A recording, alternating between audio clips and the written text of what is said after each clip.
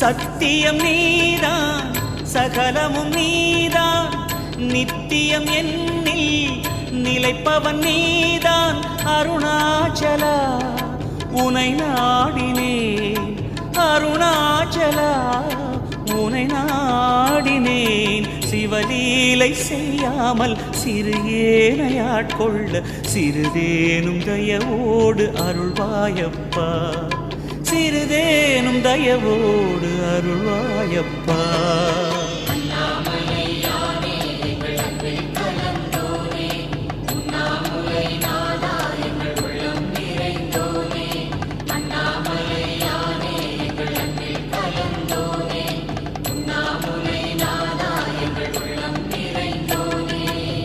சிவமயமாக